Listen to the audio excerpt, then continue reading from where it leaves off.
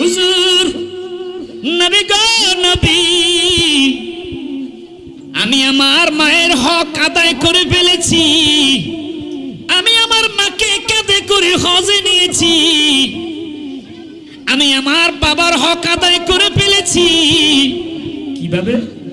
বাবাকে কাঁধে করে আমি হজ পালন করাইছি।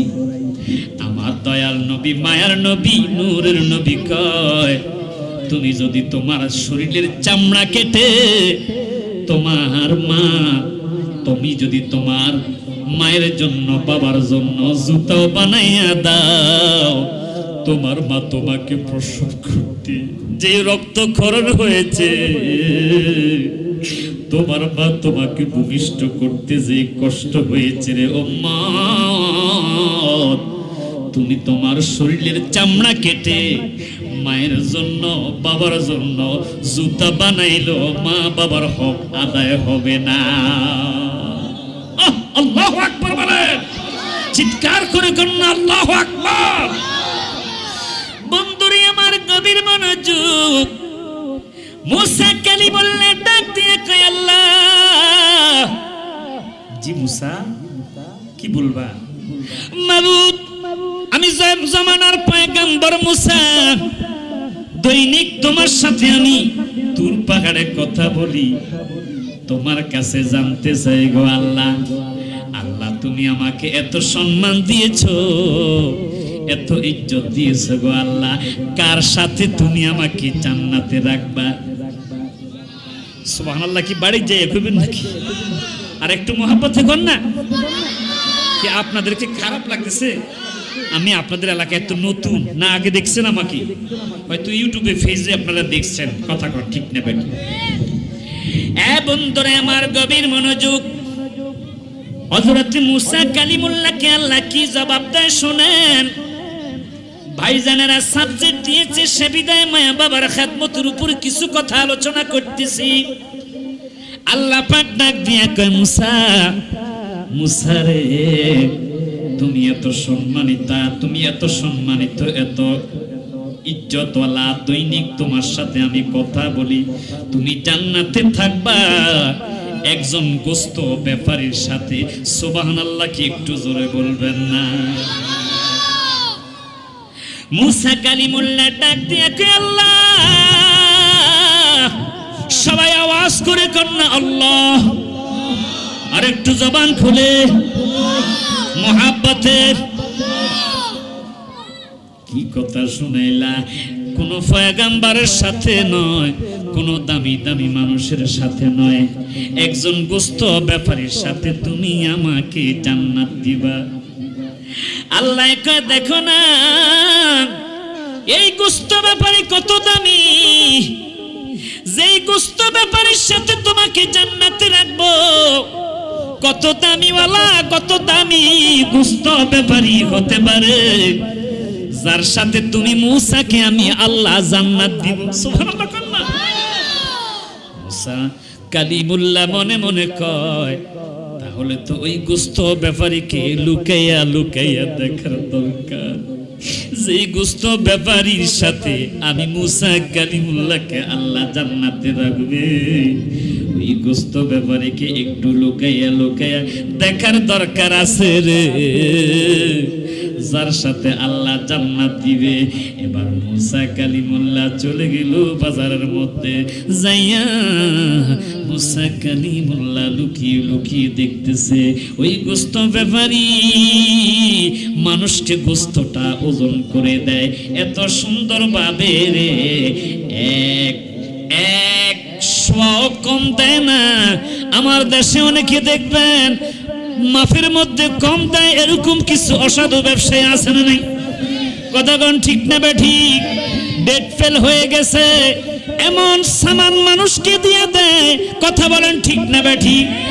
আহা, নাম্বার ছাড়া হয়ে গেছে মানুষ, ডেট ফেল হয়ে গেছে, পছন্দ হয়ে গেছে, এগুলা আবার মানুষের কাছে বিক্রি করে এমন কিছু অসাধু ব্যবসায়ী আছে না নাই? জুতা চোর দেখলে যদি আপনারা কিলাইতে পারেন, পিড়াইতে পারেন, এই সমস্ত অসাধু ব্যবসায়ীদেরকেও সাইজ করার দরকার আছে। রাগ করতেছেন আপনারা? যে ব্যবসায়ী ভাইয়েরা আবার রাগ করেন নাকি, কারণ হক কথাগুলো বলার দরকার আছে, কথা কোন ঠিক নেবে ঠিক।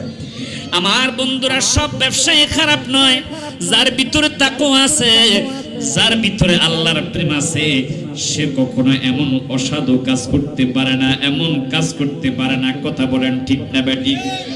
মুসা কালিমুল্লাহ দূর থেকে তাকাইয়া দেখতেছে গোস্তের মধ্যে যে গোস্ত নরম সুস্বাদু, আমরা মনে করি গোস্তের মধ্যে সবচাইতে হলো গোস্তের মধ্যে নরম নরম গোস্ত সুস্বাদু। কেটে কেটে কেটে কেটে মুসা কালিমুল্লাহ একটা আলাদা একটা থৈলার মধ্যে প্যাকেটের মধ্যে নিচ্ছে সেই গোস্তের টুকরাগুলো। মুসা কালিমুল্লাহ তাকিয়ে দেখতেছে, ওই ব্যবসায়ী একটা থৈলার মধ্যে রাখতেছে। মারহাবা কর। সারাদিন হক হালাল ভাবে ব্যবসা করলো। আমার বন্ধুরা, এবার ওই গোস্ত ব্যাপারী তার সেই পোটলাটা থৈলাটা নিয়ে আসে, যত্ন করে বাড়ির দিকে রওনা করছে। বাড়িতে যাইয়া সে নিজ হাতে সুন্দর করে গোস্ত পাকাইয়া প্যাকেট করে সে প্যাকেট থেকে খুলে রান্না করলো। আহা, মুসা কালিমুল্লাহ তাকাইয়া দেখতেছে রে, আহা, মা জননী বিদ্যা হয়ে যাওয়ার কারণে সে গুজু হয়ে গেছে, গুজু হয়ে গেছে, কথা ঠিকটা বাঠি। চোখে দেখে না, মা যখন বৃদ্ধ হয়ে যায় সে চোখে দেখে না, শরীরের স্কিন ঢিলা হয়ে যায়, চোখ দিয়ে ময়লা পড়ে। আমার মা 2021 সাল জানুয়ারি মাসের 2 তারিখ স্ট্রোক করার পূর্বে আমার মা সুস্থ ছিল। স্ট্রোক করার পর মা চোখ নাক মুছতে পারে না। বাড়িতে যাইয়া আমি টিস্যু দিয়া নিজ হাতে নাক পরিষ্কার করতাম, চোখ পরিষ্কার করতাম। মায়ে কয়, বাবা তোমার কি ঘৃণা লাগে না? মাকে একটাই জবাব দিলাম, মাগো ছোটবেলা যখন আমি পায়খানা করে দিতাম, প্রস্রাব করে দিতাম, নাক দিয়ে ময়লা পড়তো গো মা, আপনি তখন পরিষ্কার করতেন, তখন কি আপনার ঘৃণা লাগতো না? কথা বলেন ঠিক না বেঠে? এ বন্ধুরে গভীর মনোযোগ। নেককার সন্তান কেমন দামি? আমার নবী কয়, কোন নেককার সন্তান যদি মা বাবার চেহারার দিকে নাজারাতা রহমাতান, রহমতের নজরে, দয়ার নজরে একবার তাকায়, হাজ্জাতাম মাবরুরা, আমার নবী কয় নেককার সন্তান মা বাবার চেহারার দিকে মায়ার নজরে তাকানোর কারণে আল্লাহ পাক তাকে 8 লাখ টাকা খরচ করে হজ করলে যে সওয়াব হয়, মা বাবার চেহারার দিকে তাকাইলে ওই নেককার সন্তানের আমলনামায় আল্লাহ কবুলিয়াতের হজের সওয়াব লিখে দেয়। কেমন দামি! যদি এরকম দামি আপনারা হতে পারেন, আপনাদের জন্য জান্নাতের দরজা খোলা। মারহাবা কর না, আর জোরে কর না মারহাবা। গভীর মনোযোগ বন্ধুরা আমার। মুসা কালিমুল্লাহ তাকাইয়া দেখলো ওই বৃদ্ধা মহিলা তাকে ওই গোস্ত ব্যাপারী সুন্দর করে পরিষ্কার করে তার ভুনা গোস্ত গুলো নিজে টিপে টিপে মার মুখের মধ্যে দেয়।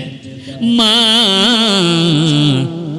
সন্তানের এমন সেবা দেখে, সন্তানের এমন মায়া দেখে 2টা হাত বাড়াইয়া আল্লাহকে ডাক দেয়, আল্লাহ। সবাই আওয়াজ করে করে কন্যা আল্লাহ। আর একটু মহাব্বতে বলেন না আল্লাহ। মাবুদ, আমার সন্তান আমাকে এত যত্ন করে, আমাকে এত মায়া করে, আল্লাহ আমার সন্তান কি তুমি জামানার পয়গম্বর মুসা কালিমুল্লাহর সাথে জান্নাত দিও। মুসা কালিমুল্লাহ দূর থেকে দৃশ্য দেখে কান্দে, বুঝতে আর বাকি রইল না, শুকরিয়া আল্লাহর দরবারে আদায় করলো। আল্লাহ, এমন দামি লোকের সাথে তুমি আমি মুসাকে জান্নাতের মধ্যে রাখবা, আমি বড় খুশি, আমি বড় সন্তুষ্ট। আমরাও সেই মায়ের খেদমত করতে রাজি আছি না? না, আল্লাহ কবুল করুক। সবাই বলেন না আমিন। তোমরা মা বাপকে কেহ মনেতে দুঃখ দিও না, তোমরা মা বাপকে কেহ মনেতে দুঃখ দিও না। মায়ের পায়ের নিচে জান্নাত ভুলিও না, ভুলিও না, ভুলিও না। তোমরা মা বাপকে কেহ মনেতে দুঃখ দিও না, তোমরা মা বাপকে কেহ মনেতে কষ্ট দিও না। সবাই আওয়াজ করে কোন ঠিক না বেঠিক? এ বন্ধুরা গভীর মনোযোগ।